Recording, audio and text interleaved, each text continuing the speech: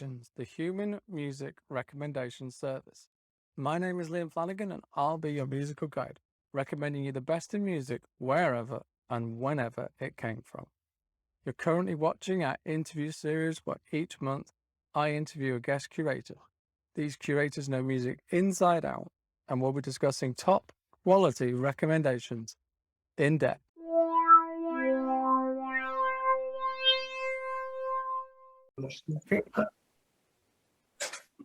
Okay, I'd like everyone to welcome today to Eclectic Selections, James Alterman from Hindsight Records, a DJ collective from Coventry. Hello, James. How are you today? I'm very good. Thanks for having us. Or me. It represented Hindsight. It's a pleasure to meet you.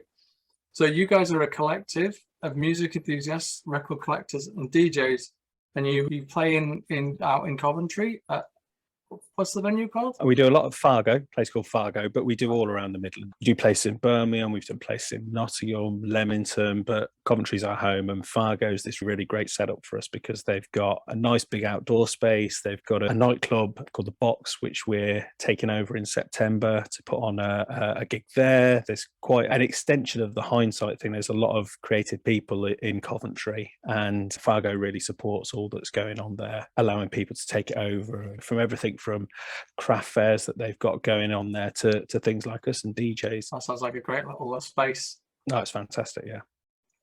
And you guys play quite an eclectic selection of music, from folk and psych, garage rock, soul, funk, hip hop. Good music's good music, and it's everywhere. It's all around us all the time. And one of the things that we like about Fargo and wherever we've played, we have had DJ bookings in the past where it's been, you need to play this, and it just doesn't work for us because we're obsessives about music, and dare I say it, we're also a bit of a show off. We like to show off the music that we've got and play it and really take people on a journey with the records. Unlike a lot of DJs that are out there, we're more than happy if people coming up and say, who is this? We like that. And that to me is the biggest compliment that you can get as a DJ, because there's an element of education to people. And we quite often invite guest DJs to come and DJ with us, but it gives them a little bit of exposure, gives them the opportunity to play what they've been collecting, and it gives us the opportunity to learn from them. And some of the songs that we've heard,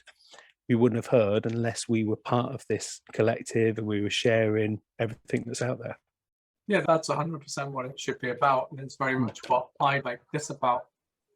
It would have been very easy to do a single genre thing because that's a lot more easy to market to people and then digestible for most people. But I have no interest in doing that. I would get bored. Absolutely. So are you all DJs then? What are the roles within the collective? All of us DJ, and all of us are collectors as well. And I think this obsession comes from, we like to know that we've got it, and we like to know that it's ours and it's something physical that we can hold. And that means a lot of time spent digging and looking around for records. And certainly myself and Sean, one of the main guys from Hindsight, who does a lot of the writing for pieces for Shindig magazine, his knowledge is incredible. And he and I would go on these digging trips, and he'd put me onto things that I hadn't potentially heard, or people that I knew about, or he knew the labels. And we've been doing that for 20 years. And one of the other main guys who's in Hindsight, his musical knowledge, again, comes from somewhere different, where I can, and Sean as well, more to the hip hop side of things. He likes that sort of stuff as well, but he can go more over to the psych sort of stuff and the rockabilly sounds and things like that, which again, I love. And I wouldn't have heard some of the things that I'm really, in fact, one of my selections was something that came via, but it's something that I wouldn't have heard unless we become friends, unless we started DJing together and working together. And some of the best nights that I've had in my life are just the three of us behind the decks doing what we do and loving what we do. You guys have an event coming up in September with DJ Format? We have, yeah. He's always been one of those DJs that I've looked up to from the early 2000s. I thought he was putting out some really interesting stuff. Last Bongo in Brighton, I thought was an absolute b-boy classic. The albums that he put out on, there were some snippets, I think, of what was to come. And he put out some great psych mixes. Like I say, he's taken a chance on putting this on because it isn't something that other promoters have been looking at. But the ticket sales, it's not quite sold out yet, but it will do. But the venue where we're putting on, which is the box that I mentioned at Fargo, it's the fastest selling tickets that they've had in the first week of putting something on, which just goes to show people are interested in this very different sound, which is great. We've also been contacted from people saying, look, is this going to get live streamed? So we're looking into whether we can do that to see if more people can hear him do. Fingers crossed, it will mean that he'll be able to take that show and maybe tour it and get more people to see what he's doing, this change direction.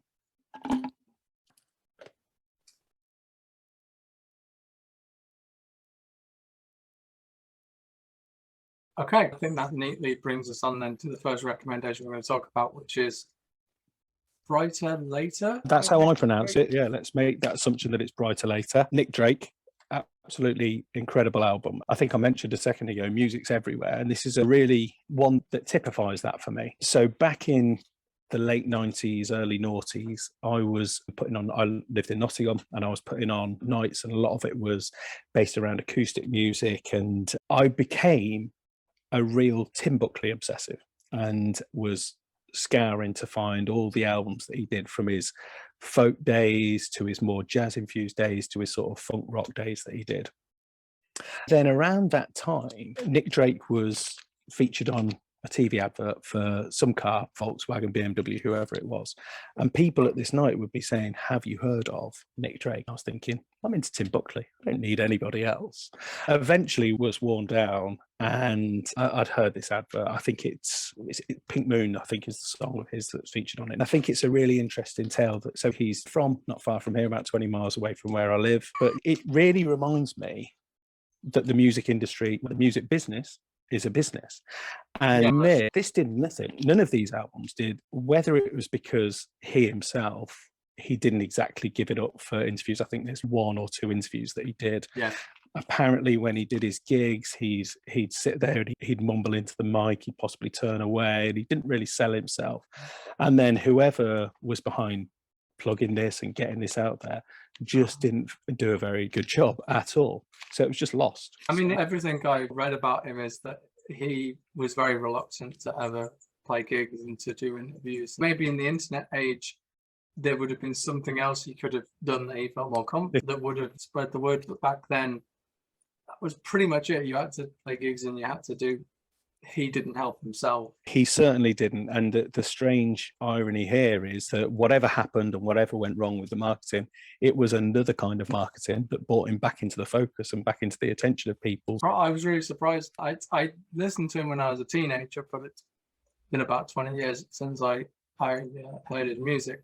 I remember him being really depressed. But the music is quite this sort of very breezy folk record with these lovely string arrangements and some of the musicians who are playing on it. A lot of the people out of Fairport Convention. John Cale. Yeah. These guys are people who've passed me by, but this album hasn't. There's, like you say, the strings, the horns that are on here. This album could have been released now and it would still sound fresh. Playing into what you were saying, because he's a little bit too late for Love and Peace. Like, everything has changed more towards the dark period of the late 60s and into the 70s. And then he doesn't end up being part of the hype Ashbury era either. So he's fallen between these two stools that he would have fitted into quite well and probably could have ridden the coattails of success. It would be amazing to see what he thought if it had have happened and where he would have gone to. It's one of those that there's a lot more going on there than just the guy with a guitar that you see and you might think it's folk. Oh, the jazz plays comes in on that track and a couple of others. Yeah, it's quite strong. If you haven't heard it, don't let the name Nick Drake, the mythology behind him, or the idea that he's this folk superstar hero put you off. Just go and give it a listen. And when I say a listen, a real listen. Don't just put it on in the background. Listen to it properly.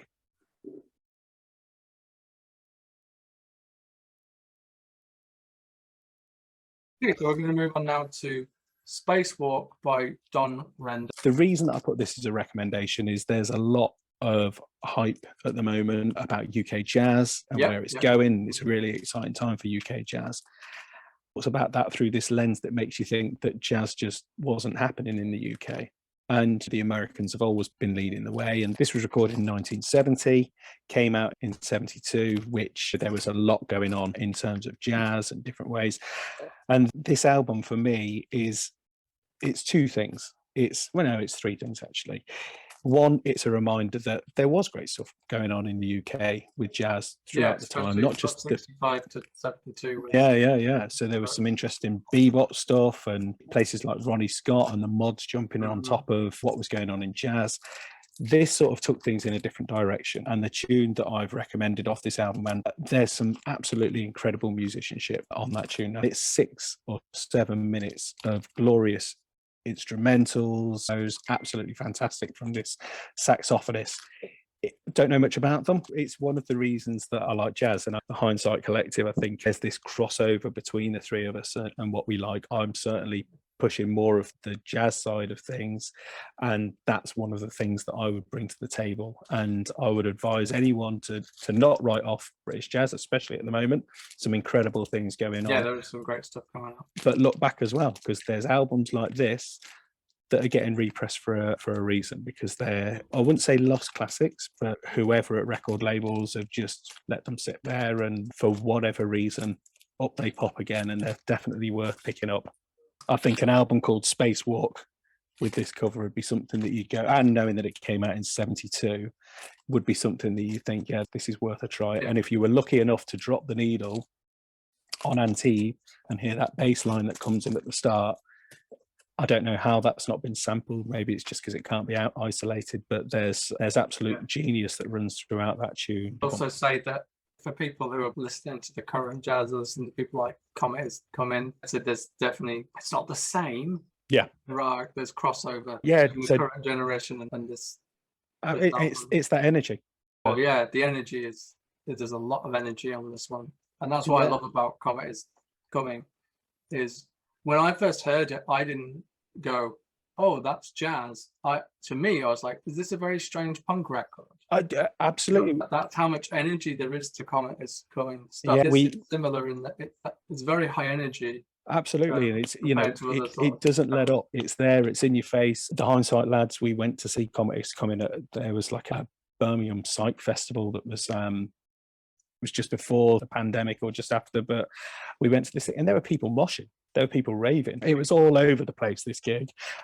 And it was fantastic. People had the space to rave, to mosh, to do whatever. And these guys just, they put it all out there. It was one of the best gigs that I've been to in a number of years. And yeah, it just, they really do represent it. There's people like that who are really representing what's good, and how they bridge other worlds like hip hop, and how they take on these things. They're just taking it all in, and they're getting the credit that they deserve.